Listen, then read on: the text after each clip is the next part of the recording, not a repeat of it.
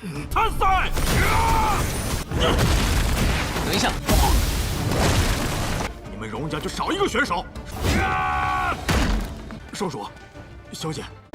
Halo guys, balik lagi bersama Mimin from Zero.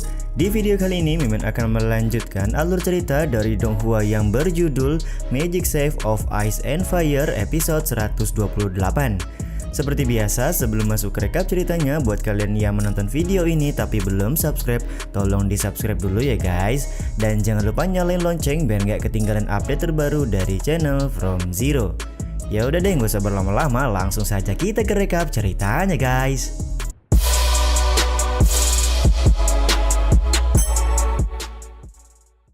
Episode 128 dimulai dengan scene Safen yang sedang berusaha melepaskan segel yang dibuat oleh penguasa Yu.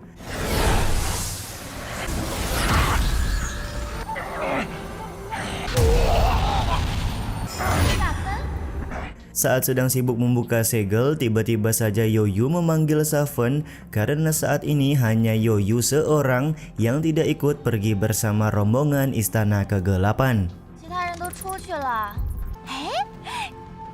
Karena Yoyu merasa bosan, dia kemudian mengajak Safen untuk bermain kejar-kejaran di dalam istana. Tentu saja Safen di sini merasa risih karena dia hanya menjadi bahan mainan Yoyu saja. Dia berpikir kalau bisa melepaskan segel dari penguasa Yu, Yoyu adalah orang pertama yang akan dia makan.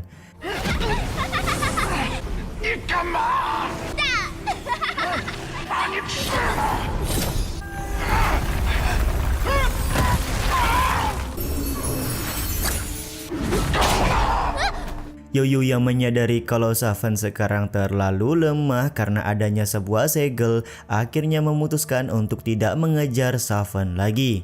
Di sini rencana Safen dimulai. Dia memohon kepada Yoyu untuk melepaskan segel yang dibuat oleh penguasa Yu, karena jika segel tersebut sudah terbuka, Safen akan jauh lebih kuat dan lebih bisa bermain kejar-kejaran dengan Yoyu.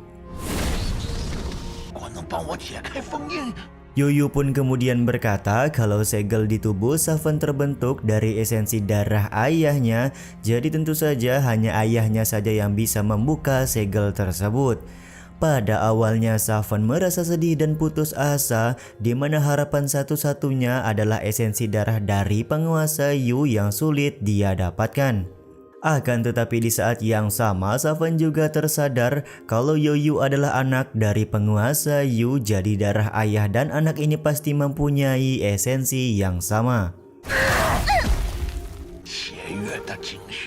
Dia pun kemudian memukul Yoyu hingga Yoyu terjatuh pingsan dan menggunakan sebuah bilah untuk mengambil esensi darah dari Yoyu.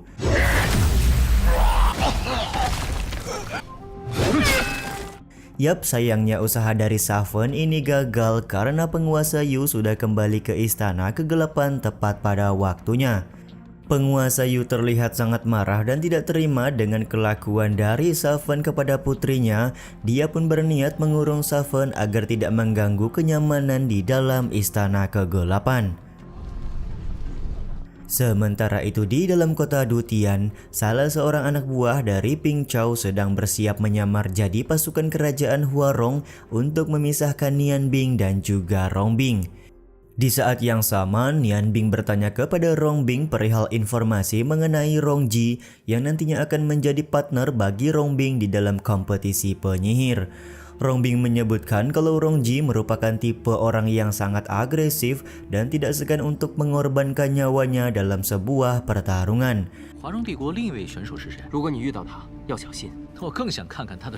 Hal ini pun membuat Rong Bing memperingati adiknya untuk berhati-hati ketika nanti bertemu dengan Rong Ji pada saat di kompetisi penyihir. Nian Bing sendiri hanya tersenyum sembari berkata dia tidak pernah takut dengan siapapun dan justru merasa penasaran bagaimana kekuatan dari Rong Ji yang dipilih sebagai partner dari Rong Bing. Beberapa saat kemudian muncul satu orang pasukan istana kegelapan yang sudah menyamar ke hadapan Nian Bing dan juga Rong Bing. Dia melaporkan sudah terjadi penyerangan dari orang tidak dikenal di daerah barat kota Dutian. Tentu saja laporan ini dimaksudkan untuk memisahkan Nian Bing dan juga Rong Bing guna memuluskan langkah dari istana kegelapan. Karena kondisi ini mendesak, Rong Bing langsung meminta si pasukan untuk mengantarnya ke tempat kejadian perkara. Di saat Nian Bing hendak ikut, Rong Bing meminta adiknya itu untuk mendaftar kompetisi penyihir terlebih dahulu karena pendaftaran juga akan ditutup sore ini. 我陪你一起去。大陆，是。快了，小王爷。 Singkat cerita, Rong Bing sudah sampai di tempat kejadian penyerangan kepada warga kota Dutian dan momen kelengahan dari Rong Bing ini dimanfaatkan oleh si prajurit istana kegelapan untuk menyerang. Akan tetapi cukup beruntung di sini Rong Ji datang di waktu yang sangat tepat untuk menyelamatkan Rong Bing dari serangan.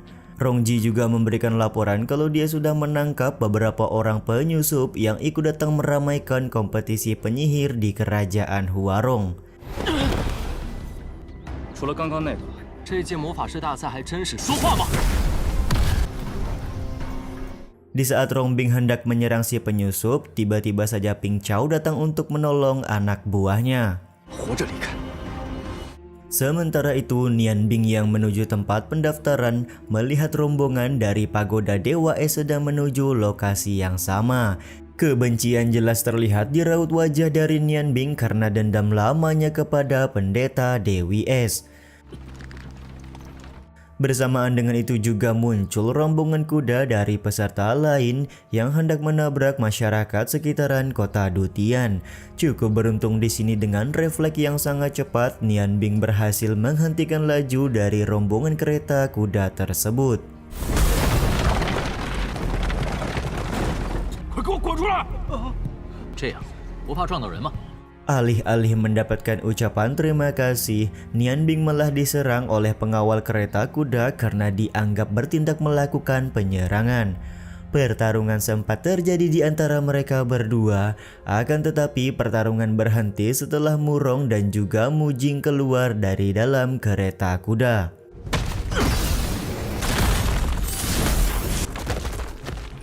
参赛！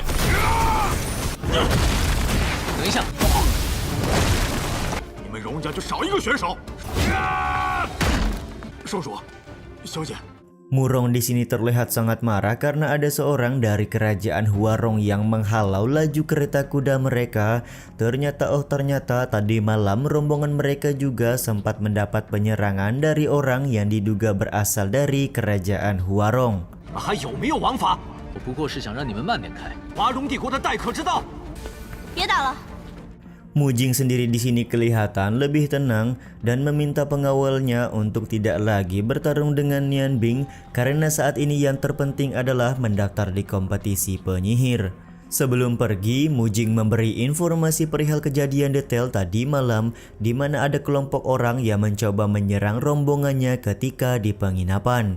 Tuduhan jelas ditunjukkan kepada kerajaan Huarong karena hanya kerajaan Huarong lah yang mengetahui lokasi penginapan dari mereka tadi malam. 昨晚我们刚到都天城下塔。 Sementara itu pertarungan masih terjadi antara Rong Ji dan juga Rong Bing melawan pasukan Istana Kegelapan yang dipimpin oleh Ping Chao. Karena jumlah pasukan Istana Kegelapan terlalu banyak, Rong Bing dan juga Rong Ji saat ini dalam kondisi yang cukup terpojok. Mau tidak mau Rong Ji meminta Rong Bing untuk melindunginya karena saat ini dia hendak menggunakan sebuah teknik yang bisa dibilang cukup terlarang.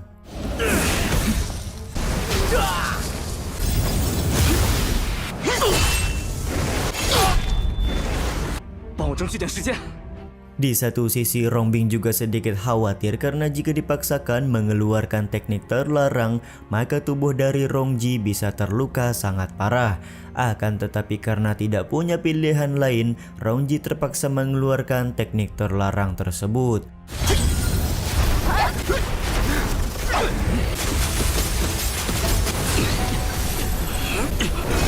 可以了，身体会失控自爆的，就陪他玩玩。等你说在哪儿？快跑，别过来！ Ketika mengetahui pasukan kerajaan Huarong sudah datang, Rongbing meminta mereka semua untuk menjauh karena saat ini Rongji hendak menggunakan teknik terlarang.